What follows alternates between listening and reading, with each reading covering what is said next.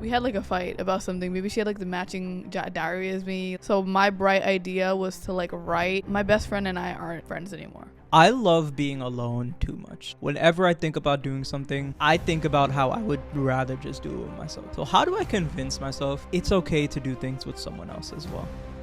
Someone said have high standards, make sure to have boundaries, and watch out for people only there for your highs. Only there for your highs, but also only there for your lows.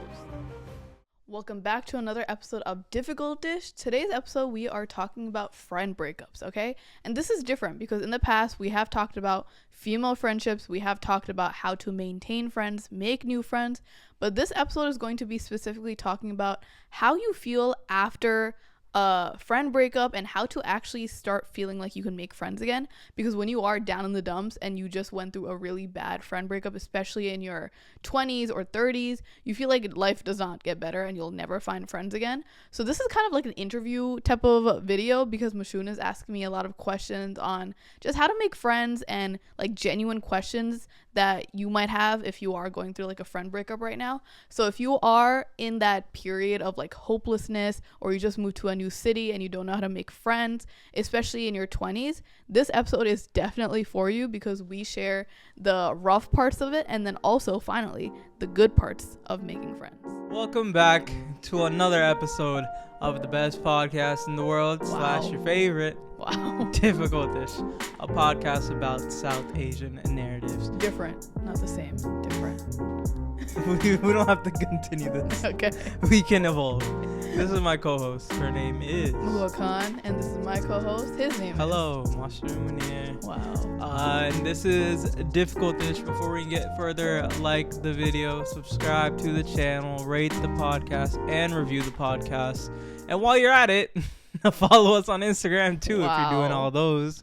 Yeah. Might as well, tap in with the fam, stay involved with what's going on this side of town, Yeah, we're a lot more, or he's a lot more active and involved on the Difficult Dish Instagram than he is on his own. So if you want to see what he's doing in his personal life, what I'm doing, maybe I should start doing like daily vlogs on Difficult Dish. On Difficult Dish, you want to do daily vlogs? Y'all like that? let us know. And what would your daily vlog like entail? Just like I would yeah, I would make my breakfast sandwich in the morning. Okay. I would pretend to work. I would go haggle for some nitro cold brew. What do you mean haggle? And then I'll just bother you. So if you just want to see more of her, might as well. So if you want to see a morning routine where I'm just bothered every morning by him, then make sure to stay tuned. Yo, what's up? How are you? How you? Good. How feeling good and happy since the weather is getting warmer in New York. Oh my God. How you feel about that? You went out and just jorts the other day. Crazy. Just takes me back. Takes me back to the town, Orlando, Florida. It just makes, I miss being outside. I love being outside. It's like why I wanted to move to New York, because I wanted to be outside so much. Yeah. But it's just not fun to be out when it's cold, So, we've been having some fun. We play some badminton. Yeah, the other day I was talking about how I miss playing badminton because I used to do it a lot growing up with my mom and my brother in the backyard of our house. And I haven't played in a while. So he listened to me. We love men that listen. And he bought some badminton rackets and some feathers, and we went to go play. It was a windy day, so we couldn't actually get into it. I think we got maximum 3 shots in back and forth. But it was still the thought that counts. So I'm excited for badminton summer. Yeah. Yeah, it'll be a good time. This is what hot girl summer entails for me. Badminton and reading out on the balcony. Damn. Yeah. What does hot girl summer entail for you? Probably spending all day outside, at the coffee shop. Taking a little book and not. You're gonna be all day at the coffee shop? I like doing all day coffee. Okay. Yeah, coffee loitering. Okay. Yeah, it's my favorite side. Any food hobby. in between or just coffee? I'm on a calorie deficit right now. Okay, so just coffee. So I think I'll skip on the food. Okay. But then I'll probably binge eat at night, Okay, that's that's healthy. That's how calorie deficiting goes. Yeah. I got new running shoes. Mm-hmm. Haven't run in them yet. I've had them for a week. I'll let y'all know. But yeah, I'm just trying to stick to this fitness grind. I definitely did not have a no, you did a productive weekend. Not a productive weekend. You had a rest day after working out 5 days a week. I had 27,000 steps on Saturday. Yeah, so that's not even a rest. But I had 4.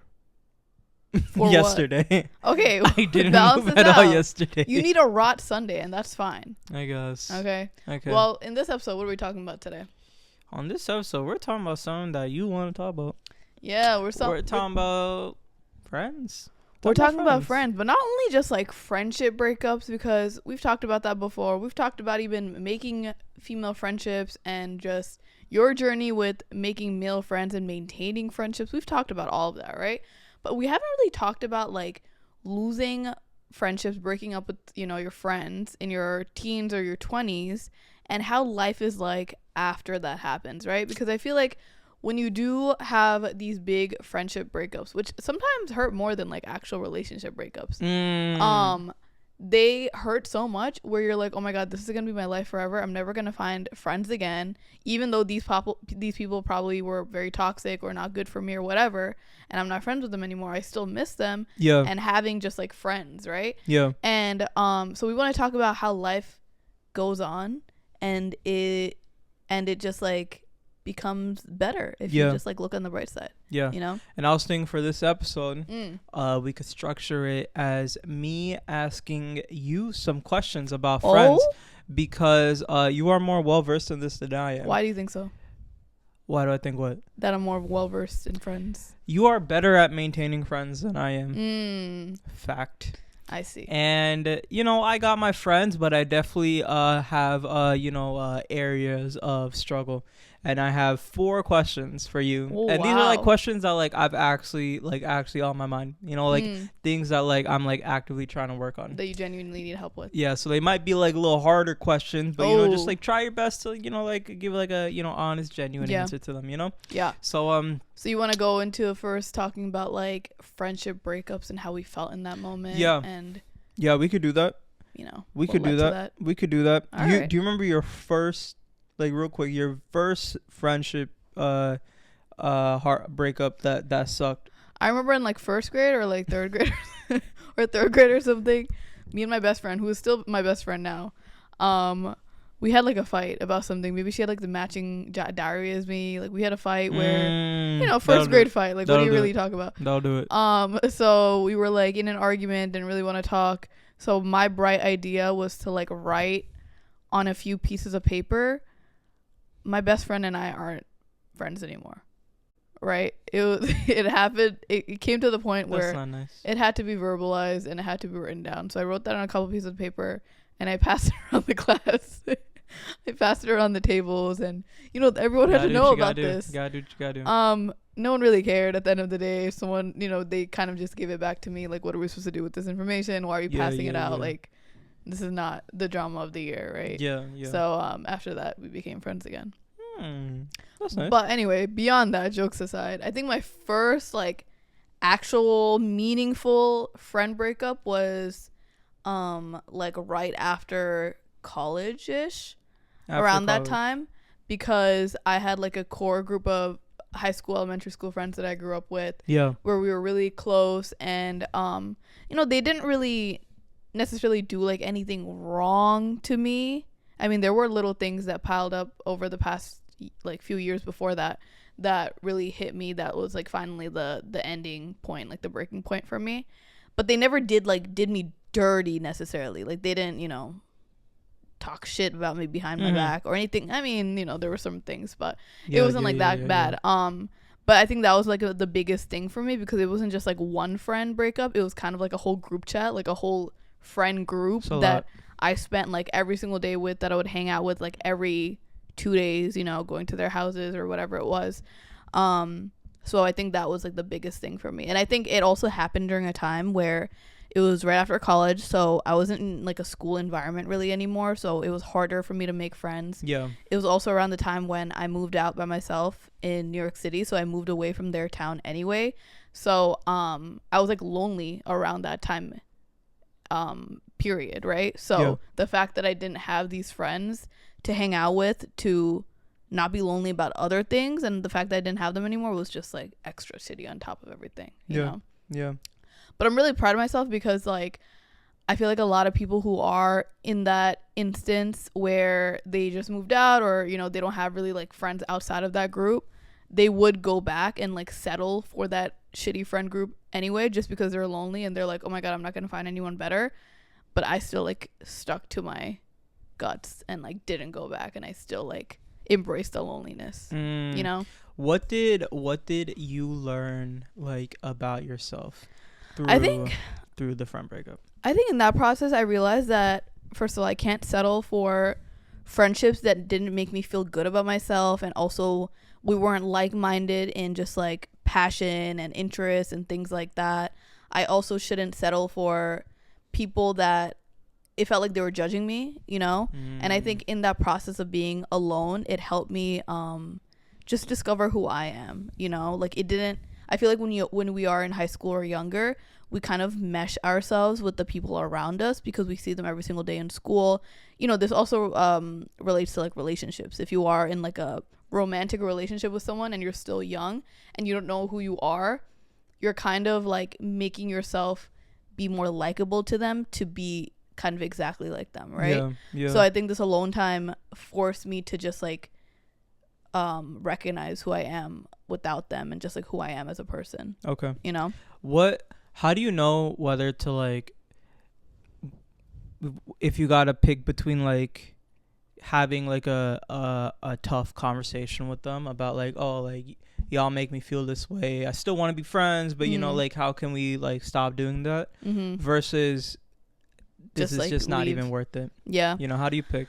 I think in that moment I've tried a few times to talk about some of the things that were bothering me, but then also I felt like some of the things were so bare minimum where I shouldn't even have to bring it up. You know, for example, if you feel like someone isn't respecting you, a friend, a partner, whatever, isn't respecting you, and it's like bare minimum where it could be like them calling you names or making you feel smaller, I feel like that shouldn't even have to be brought up. Obviously, if it's said in a way, they're saying it in a way where it's not like outright insulting you, but they're saying it in like a, you know, hidden agenda type of way and they don't even realize it. Maybe you can have a conversation with them.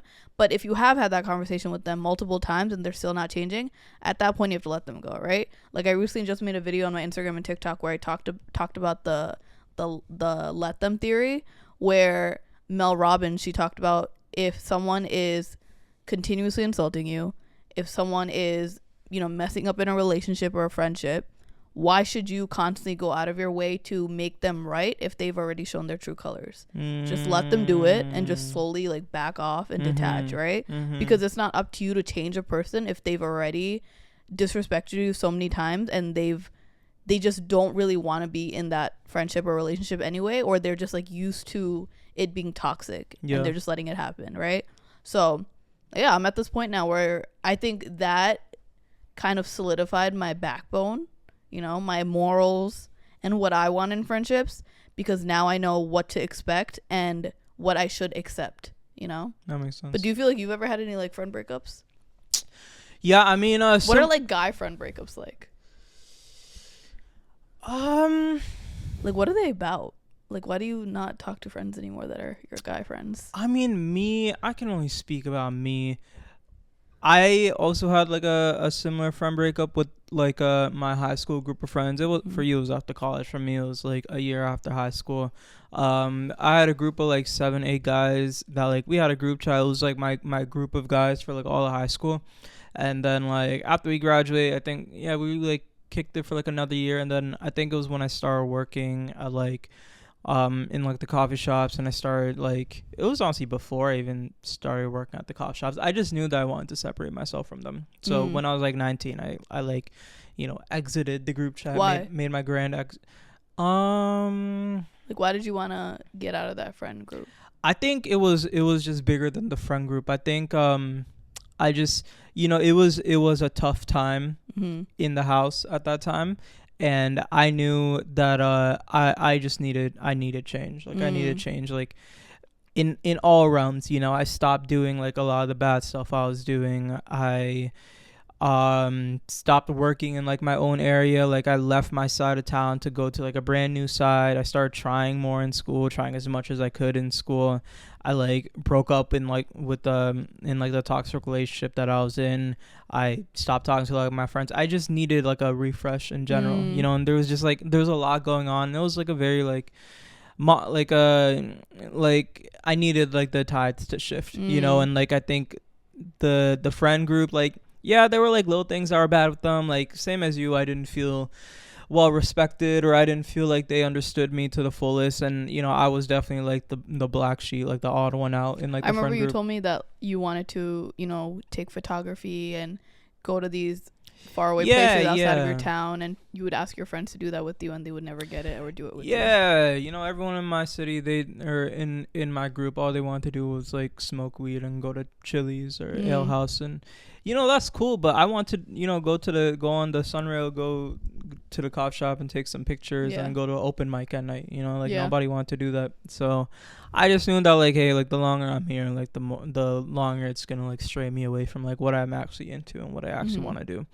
So did you like slowly detach from that friend group, or did you just cold turkey just like stop talking? Yeah, to I them just and cold stop hanging out turkey. with I them? did. I remember I made it like a bigger deal than I should have, because like I was in this group chat for like years, and I made a grand exit. I was like, yeah, guys, I'm separating myself. Wow. And I think like one person responded and was like, Aw. all right, man, like, That's so you know, sad. yeah, it is what it is. It's like you leaving a band. Yeah, and like, no, I'm not gonna say no one cared, but it was like, I don't know, like, I think we all kind of felt it anyway. Like, I was the one that just did not really fit. And it's crazy. I don't think all of them are friends still, but like a lot of them still are. And I was just like not meant to be. Like, it was cool in high school. It got me through high school. Gave me a good time in high school, but I knew it was not going to last. So. Do you feel like if you were still with that friend group now, post high school, you would still be living in Orlando with them? Like, not moving to New York yet and still living that same life? I mean, I don't see any possible world where like I would retain friendships with them, just because I went a whole other path. Like, if I didn't, I say this all the time, but like my life changed when I started working in like these nicer areas, these nicer coffee shops, and it was like literally polar opposite from like my high school side of town, like opposite side. So, and like there was no connection between like me and like it, like in the physical sense, like everything new that I was doing was in like the north side of the town. Everything bad I was doing was in the south side of town. Like physically, that like geographically, that's like how it was. So like whenever I was up here, I never saw anyone from down here. So I didn't even have the opportunity to like mend with anyone, and like I stopped talking to like everyone from that side of town, because like they just weren't, no one was into the stuff that I was into, so yeah, I mean, I don't even see any possible world where like that would allow. I cannot expect who I would have, or I cannot even think about who I would have become if like I stayed there. But I would say like, specifically, I had one really good friend who like I grew up with, and we had a tough breakup, and I don't even think it was about anything particular. It was just like I wasn't super proud of like the person that I was back then. Like, I made a lot of bad choices. I lied a lot. I like wasn't super confident, and always just like I was just like a character, and I was the type of person that like I wouldn't want to be my friend, so like I didn't really blame anyone for like not wanting to be my friend either. So that breakup sucked, but I think that breakup definitely played a big part into me realizing everything that I needed to work on.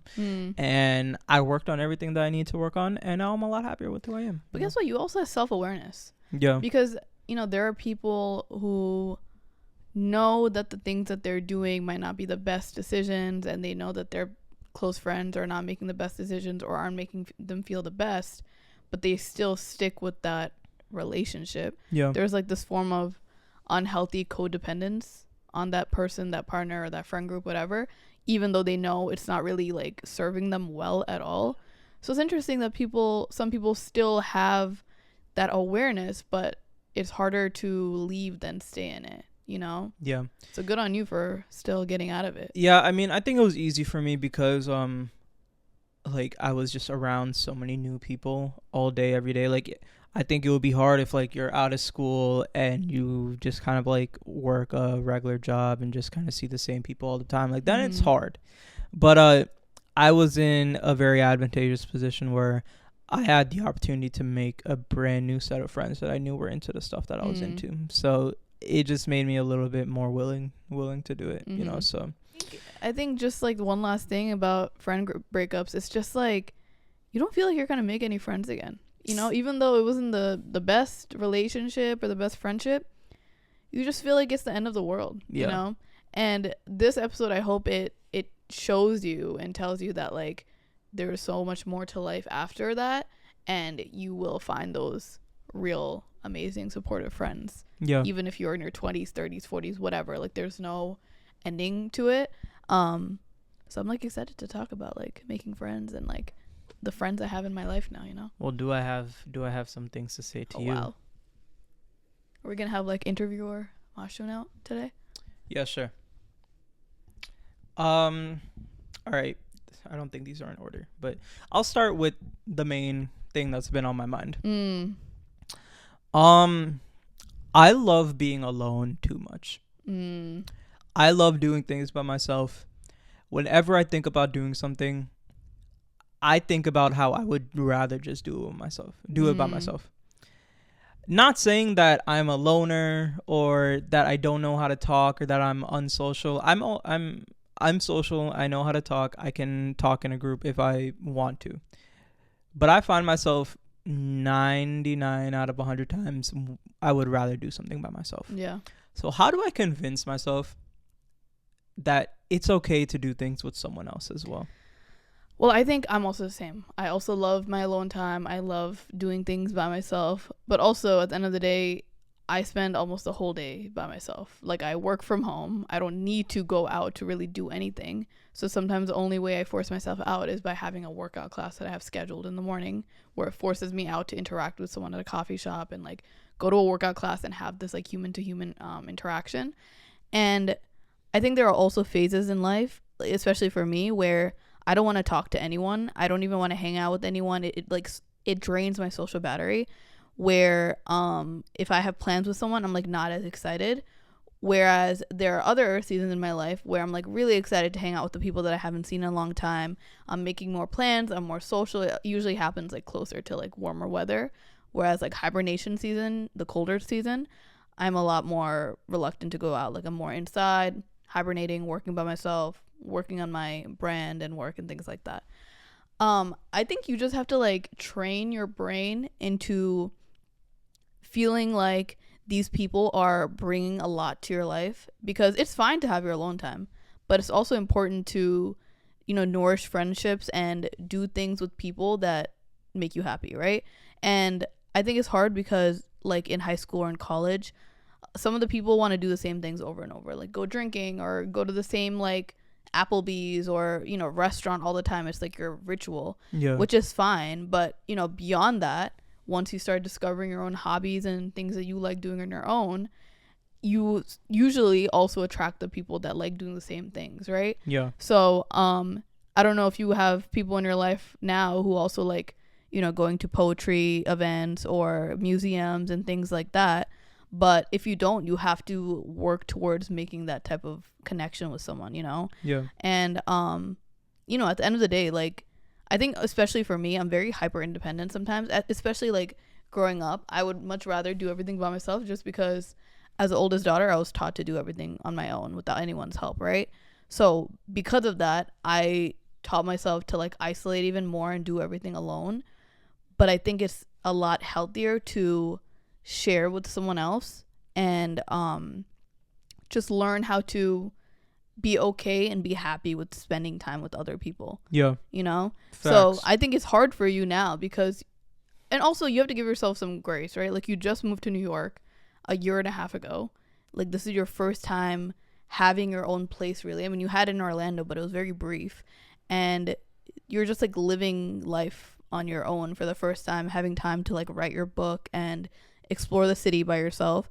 So you should give yourself grace and know that this is maybe like a season in your life.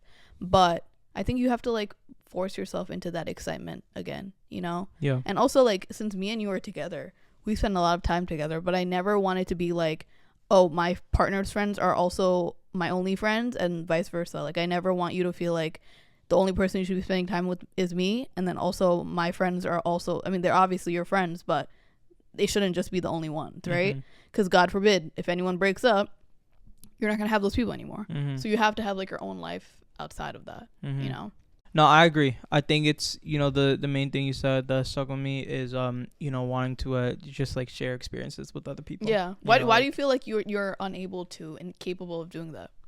I don't know. That's why I asked, you know, because, you know, I feel like your downfall is that like you have friends, like you miss them. and then you are like in attempt to make plans with them, but then it falls through and you never follow up. Yeah. So like what is the solution?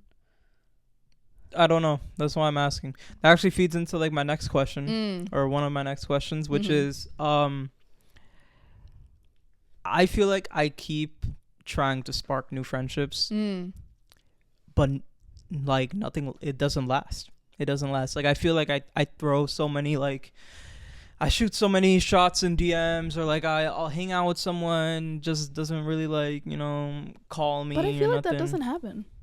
It does though. It does. Like though. what is your definition of shooting your shot, or like attempting to like make a new friendship? I'll hit someone up. Oh, let's hang out. Yeah, let's hang out. Oh, are you free this day? Nah, I'm not. Oh, what about like what's your availability next week? Oh, I'll let you know.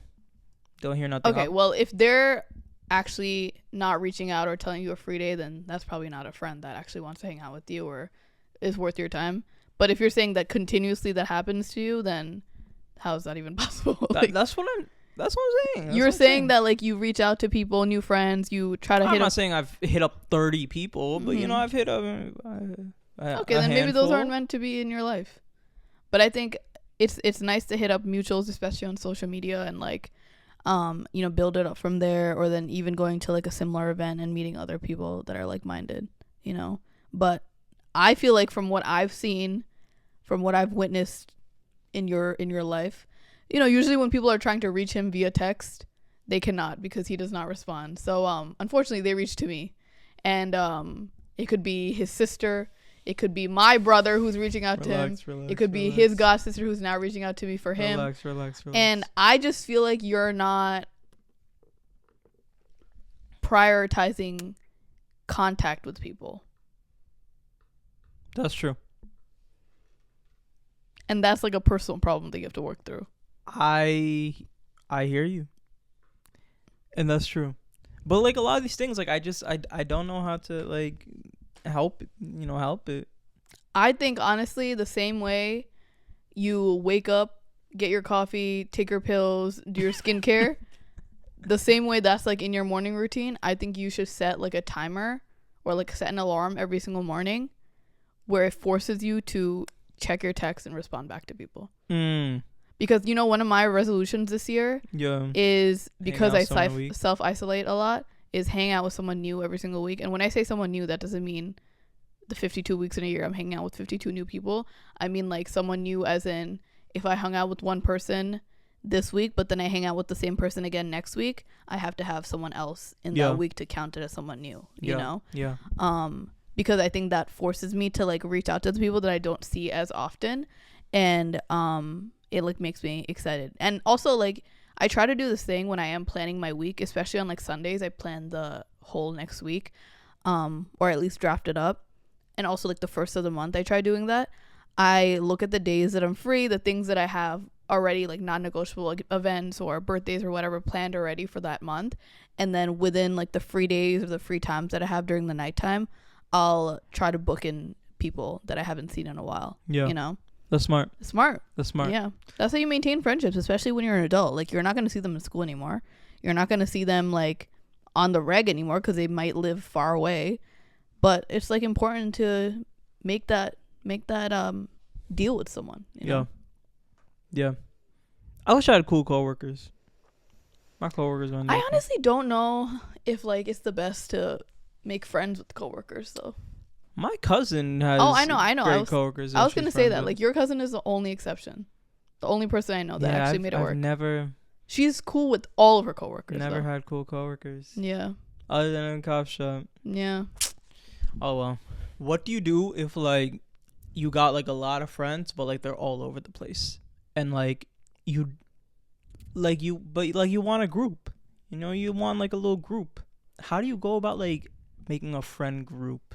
You know, like starting a friend group. Have you ever had to like start a group? Have you always just like kind of like a group just happened? Like, how do you make a friend group? That's tough. I feel like I don't really have too many friend groups like that anymore. I still have like my core people from elementary, high school that I have friend groups with. But also I think friend groups just naturally happen when you are in like a similar area. But also Like, for example, my best friend, we were hanging out, and she was at her cousin's house, so we went to go hang out at her cousin's house, and now that is like a small mini friend group that we all like look forward to Thanksgiving or like the holiday season or things like that, because it's like a thing that we hang out around that time. And I think it just naturally forms. You can't force it to happen. Like, I'm not gonna bring like my elementary school friend and try to merge it with like a 25-year-old friend that I just had, you know? Mm-hmm. So you can't force that to happen. And I think it's fine to have separate friends, but it's up to you to maintain it, you know? Like, you can't get close to someone when they're just in a group setting. Like, it's important to separately hang out with people, especially the ones that you care about, instead of trying to like merge everyone together and try to like kill two birds with one stone. Like, okay, I'm going to put 10 people together in one room and this counts as like a hangout, because it really does not. You're not going to be able to get to that deep level. Mm-hmm. So nice try. Okay. I know that you were trying to. to. No, I'm not mad at you. I just know you asked that because you're like, oh, if I hang out with like a group of people instead of each individual person, that makes it easier on me. Yeah. Yeah, it does not. Okay. Like the other day I was thinking about how influential my friend group, or just like my group of friends, not even friend group, have been to me in my life. Because, you know, if you have like a good core group of girls around you and just like people that are supporting you, it helps you so much with your success and just like where you are in life. Because, you know, if I have like a continuously unsupportive family that doesn't support me in my dreams, or I have an unsupportive partner that doesn't like actually get me to my highest potential, it's going to actually affect you a lot, right? It's going to make you feel like you're not able to do the things that you want to do. So the fact that I've had, you know, you who has supported me the past few years to get to where I am, but also my close girly pops, and not to say that the friends that I am not close to anymore, not to say that they're like they were my only friends from high school and now I've made like all these bunches of new friends. Like, that's not true, because I still have my besties from elementary school and things like that. But these besties that I have, one of them specifically, she has helped me set up for so many pop-ups back in the day where I was not selling anything. Like, I remember this one pop-up that I had at NYU when I was like 19 or 20 years old. She helped me set up. We went to a city all the way from Long Island. We had all these prints with me. We sat there for hours. No one bought anything from me. She was stuck by me. And then I have my other bestie who has modeled for me for shoots. She has driven to me for hours to help me set up with her car because I never had a car. And I just have so many good people around me who like actually lift me up and feel me and make me feel empowered, which has been so like rewarding. And I feel like because of my patience and because I refuse to settle, I'm brought with this like greatness. And I just think that since I had like more hope that there is goodness out there, like I didn't close myself off after these friend breakups and like these bad situationships or relationships, whatever, I feel like I attracted that good energy, you know? And I think way before, I used to think that all South Asian people are toxic or they compete with one another, and that there aren't really many good ones in the bunch, just because I've never really had good friendships in that department. And I also saw like in my family, my parents and things like that, their friendships were always like toxic, and it was just always gossiping or about reputation or, you know, just like backbiting and things like that. I felt like there wasn't anything like that for me, but once I changed that mindset, I felt like I actually had like good friendships with like other brown girls and just friendships in general, you know? But with that being said, it's like you also have to be the person to give and empower and support and help other people. Like, you're not going to get that back if you're also not looking within and seeing what you have to fix and what you have to do more of, you know? That's true. So it has been just like such a great like past few years, you know? Yeah. Anyone you want to shout out? Yeah, my bestie Mahira, my bestie Ami, my close friend Aria, yeah, my bestie Nicole. Oh like my Nicole, God. Literally, she's the girl that I went to Spain with. She's from college, so it's pretty still new, like 7 years, right? And she has been to like all of my birthday parties And she has moved like family vacations to come to my birthday parties. Wow. No one told her to do all of that, and she still did that. Real one. Go on. Yeah. I feel like you've gotten better with like your new friends too. Like for your friend Farhan, you showed up for his poetry reading, and you went all the way to Jersey to support him. Which has been nice. It's my dog. You gotta show up. You gotta show up. I feel like before you never really understood the importance of just like showing up and remembering those small details, but I think you are improving with things like that. That's true. Yeah, that's true. I've gotten better at that. Good one, buddy. Thanks, buddy. What's going on? You want to hit some questions? So on our Instagram, as you guys know, at Difficultish Podcast, where we share what we're going to be talking about in the future episode, we talked about friend breakups and losing hope when you have these separations from your friends. So do you have any advice for attracting a supportive group of amazing friends when you're older? And we got quite a lot of thoughts. We got a lot. We got quite a lot of thoughts. So I thought we could do a little fire rapid session, with some of the advice that we got from our fellow difficulters and listeners. Someone said, not letting timelines reflect how deep you update the people you consider family. Okay, hot take. Why? I don't know, like you don't want to throw that family word around, But I feel like there are people that are like family even though they're not blood, especially if you don't have a close relationship with your family. Your friends are your family. Depends on how much time you spent with them, like what you did in that time, you don't want to just do a couple hangouts. Oh, my brother. Yeah, of course. But okay, I hear them. Someone said, don't be afraid to reach out and make plans. You don't always have to wait on others. I think this is a big one. Your cousin actually said this because a lot of people think, oh my God, I just met this new person. I don't want to be too clingy. I don't want to seem like I'm too desperate to hang out with them. So I'm just going to wait on them to say something and make plans. No one's going to do that. Okay. Everyone thinks that the other person's going to do it or whatever it is. So be the bigger person. I don't even think it's you being the bigger person. I think it's just you excited to hang out with someone new that you found and just make the plans to do it, and it doesn't have to be like anything crazy. It could just be you going on a coffee date or whatever it is, but like be excited. It's not a bad thing to be excited or wanting to make friends or maintain friends. Someone said, don't people please to keep the peace. There are people in toxic friendships or bad friend groups that don't really know how to speak up, or they feel like they have to just say yes to everything or do things that make them uncomfortable just to like make them happy and maintain this friendship. But you don't have to do that. You don't have to stay in that. Someone said, have high standards, make sure to have boundaries, and watch out for people only there for your highs. Only there for your highs, but also only there for your lows. You gotta watch out for those people. The people that like suddenly show up when you're having a bad day and they have all these things to say. Maybe they're preying on your downfall. And they actually have been waiting for you to lose in something so that they can feel better about themselves. So you gotta watch out for both those people. Damn, that's deep. Someone said, ask your current friends to introduce you to their other friends. It could be like you guys going to brunch and then them bringing a friend, you bringing a friend or something, and then your circle gets bigger and bigger. But it's like, how do you ask that?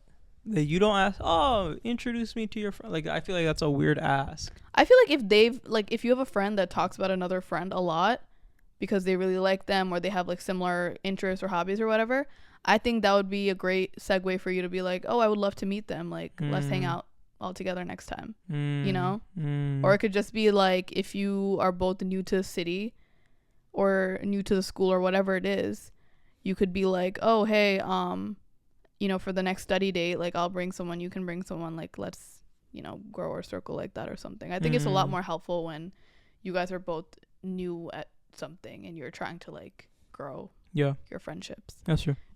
That's true.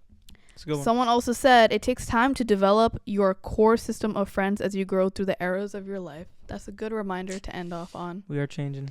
Yeah. You can't have these longtime friends like right away. You have to actually nourish and nurture these friendships and make them grow. Like a lot of the trend cycles, like you want to get like a little keychain these bag companies they're selling the keychains now attached to the bag. But no, you gotta collect the keychains over your years and your travels of life so that you can have like an actual like collectible souvenir, right? You can't just buy the keychain. You can't just buy. What's the correlation? Because don't you understand? You can't just buy the keychain with like gadgets and giblets on it right from the store. That's not your personality. But you're just trying to be like the trend, like everyone else who has these similar things.